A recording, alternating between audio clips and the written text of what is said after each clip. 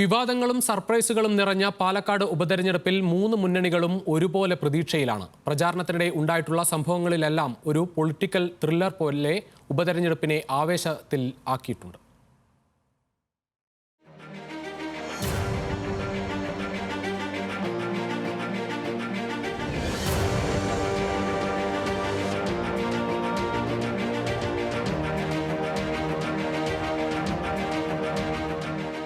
October 15-നാണ് ഉപതെരഞ്ഞെടുപ്പിനുള്ള വിജ്ഞാപനം വന്നത്. October 16, 11:45 ഉപതെരഞ്ഞെടുപ്പ് ത്രില്ലറിലെ ആദ്യ സംഭവം. കോൺഗ്രസ് സോഷ്യൽ മീഡിയ വിഭാഗം സംസ്ഥാന കൺവീനറായിരുന്ന പി സരിൻ കലാപക്കൊടി ഉയർത്തി. രാഹുൽ മാങ്കൂട്ടത്തിലിനെ കോൺഗ്രസ് ഏകപക്ഷീയമായി സ്ഥാനാർത്ഥിയാക്കിയെന്നായിരുന്നു പരാതി. പാർട്ടി പുനഃപരിശോധിക്കണം. ഞാൻ ആവർത്തിച്ചു പറയുന്നു, പുനഃപരിശോധിച്ച ശേഷം രാഹുൽ മാങ്കൂട്ടത്തിലാണ് ബെറ്റർ കാൻഡിഡേറ്റ് എന്ന് പറഞ്ഞാൽ ഞാൻ പറയുന്നു കോൺഗ്രസ് ഇലക്ഷൻ പകുതി അവിടെ ജയിച്ചു. കാരണം എന്താ, ഈ വോട്ടർമാർക്ക് ഒരു വിശ്വാസം കൊടുക്കാൻ ഇത് ആരെങ്കിലും കെട്ടിയിറക്കിയതല്ല. ഇത് ഞങ്ങളുടെ കൂട്ടായ തീരുമാനമാണ്, ഞങ്ങളുടെ മുന്നണിയുടെ കൂട്ടായ തീരുമാനമാണ്. ഇവനെ ജയിപ്പിക്കേണ്ടത്, ഈ സ്ഥാനാർത്ഥി ജയിച്ചു വരേണ്ടത് പാലക്കാടിന്റെ ജനാധിപത്യ ബോധത്തിനും കേരളത്തിന്റെ മതേതര ബോധത്തിന്റെയും ആവശ്യമാണ്.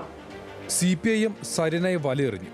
ഒക്ടോബർ 17 രാവിലെ 11:45 പാലക്കാട് പ്രസ് ക്ലബ്ബിൽ വെച്ച് കോൺഗ്രസ് വിടുന്നതായി സരിന്റെ പ്രഖ്യാപനം. ചേർന്ന് നിൽക്കേണ്ടത് എവിടെയാണ് എന്ന് കൃത്യമായ ബോധ്യം രൂപപ്പെട്ടു വരുന്നത് ഇടതുപക്ഷം എന്ന് പറയുന്ന ഒരിടത്താണ് എന്നുള്ളതാണ് എൻ്റെ മനസാക്ഷി എന്നോട് പറയുന്നത്. ഒക്ടോബർ 18 സരിനെ CPIM ഔദ്യോഗികമായി സ്വീകരിച്ചു. പിന്നീട് സ്ഥാനാർത്ഥിയായി പ്രഖ്യാപനം.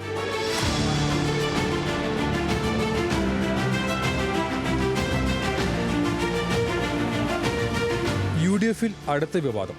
കെ മുരളീധരനെ സ്ഥാനാർത്ഥിയാക്കണമെന്നാവശ്യപ്പെട്ട് I വിഭാഗം കേന്ദ്ര നേതാക്കൾക്ക് അയച്ച കത്ത് പുറത്തു വന്നു. കോൺഗ്രസ് നേതാക്കൾ മറുപടി പറഞ്ഞ് മടുത്തു. ഞാൻ തൃശ്ശൂർ കഴിഞ്ഞപ്പോൾ പറഞ്ഞാണ് ഈ അടുത്തൊന്നും മത്സരിക്കാനില്ല. അവർ പറഞ്ഞു ഞങ്ങളുടെ ഒരു നിർദ്ദേശമാണ്, അത് ഞങ്ങൾ ഹൈക്കമാൻഡിന് സമർപ്പിക്കുന്നുണ്ട്. ഞാൻ നിങ്ങളുടെ ഇഷ്ടം, ഞാനതിൽ എസോ നോ എന്നും പറയുന്നില്ല. പക്ഷേ സംസ്ഥാന നേതൃത്വം ആവശ്യപ്പെട്ടത് രാഹുൽ മാങ്കൂട്ടത്തിൻ്റെ പേരാണ്. അപ്പോൾ അതനുസരിച്ച് അദ്ദേഹത്തിനെ സ്ഥാനാർത്ഥിയാക്കി നിശ്ചയിച്ചു. ഇനിയിപ്പോൾ പഴയ കത്തിന് പ്രസക്തിയില്ല. കത്ത് പോയതിലൊന്നും വലിയ കുഴപ്പമൊന്നുമില്ല, അത് സ്വാഭാവികമാണ്. ഒരു സ്ഥാനാർത്ഥി നിർണയത്തിന് ചർച്ച നടക്കുമ്പോൾ നമ്മൾ അഭിപ്രായങ്ങൾ എഴുത്തിലൂടെ അറിയിക്കുന്നതില്ലാത്ത അസ്വാഭാവികതയില്ല.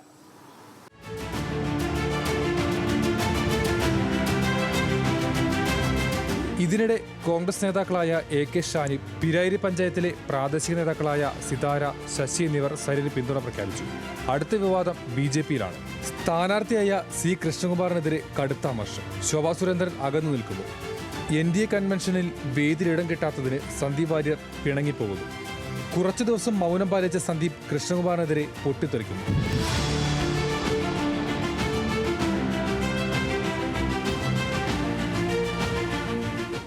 നവംബർ 5 രാത്രി 11:30 പാലക്കാട് KPM ഹോട്ടലിൽ കള്ളപ്പണം വന്നുവെന്ന രഹസ്യവിവരം. Police raid. ഹോട്ടലിൽ താമസിച്ചിരുന്ന ഷാനിമോൾ ഉസ്മാന്റെയും ബിന്ദു കൃഷ്ണയുടെയും മുറിയിൽ പരിശോധന നടത്തിയത് വിവാദം, സംഘർഷം.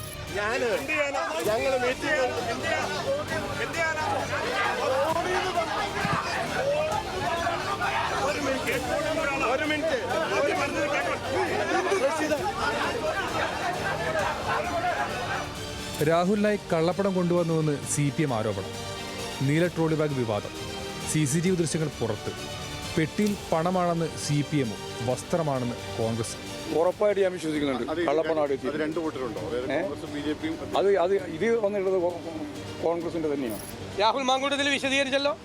രാഹുൽ മാങ്കൂട്ടത്തിൽ കോഴിക്കോട് താമസിച്ച ഹോട്ടലിലും ഉണ്ടാവും ഈ നീല ട്രോളി. അവിടെ ആർക്കും കൊണ്ടുപോയതാ? ഇതേ നീല ട്രോളി അദ്ദേഹത്തിന്റെ കാറിന്റെ ഡിക്കിയിലിരിക്കണേ. മാർക്കൊന്നും വേറെ പണിയില്ലേ? നാണം കെട്ട് നടക്കണം. നാണം കെട്ടിട്ട് ഈ മന്ത്രിയുടെ അളിയനും കൂടി ഉണ്ടാക്കിയതാണ് ഈ ഗൂഢാലോചന മുഴുവൻ. അതിനിടയിൽ ഒരു ഹസ്തദാന വിവാദവും. കല്യാണ സ്ഥലത്ത് കണ്ട ഷാഫി പറമ്പിലിനും രാഹുൽ മാങ്കൂട്ടത്തിനും നേരെ കൈനീട്ടി സരിൻ. കൈ കൊടുക്കാതെ ഷാഫിയും രാഹുലും.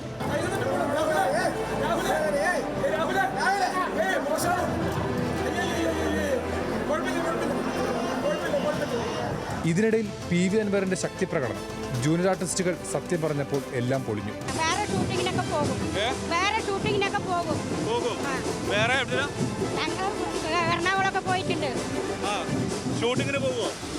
എല്ലാം ശാന്തമായെന്ന് കരുതുമ്പോഴാണ് ഇരട്ട വോട്ട് വിവാദം. കോൺഗ്രസും BJPയും കള്ളവോട്ട് ചേർത്തെന്ന് CPM.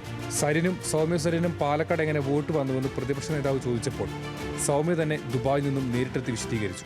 വളരെ ദൗർഭാഗ്യകരമായിട്ട് വീണ്ടും അനാവശ്യമായി എൻ്റെ പേര്, അതും ഒരു വ്യാജ വോട്ടർ, ഒരു കള്ളി എന്നുള്ള രീതിയിൽ വ്യാജ വോട്ടിന് ഉടമ അല്ലെങ്കിൽ വ്യാജ വോട്ടർ പട്ടികയിൽ വ്യാജമായിട്ട് പേര് ചേർത്തു എന്നൊക്കെ പറഞ്ഞ്, അതും വളരെ ഉത്തരവാദിത്തപ്പെട്ട ഒരു പൊസിഷനിലിരിക്കുന്ന നമ്മുടെ പ്രതിപക്ഷ നേതാവ് അടക്കം പല രാഷ്ട്രീയ നേതാക്കളും പറഞ്ഞതായിട്ട് ഞാൻ ഷാർജയിൽ ഇരുന്നു കൊണ്ടാണ് ഇതൊക്കെ കണ്ടത്.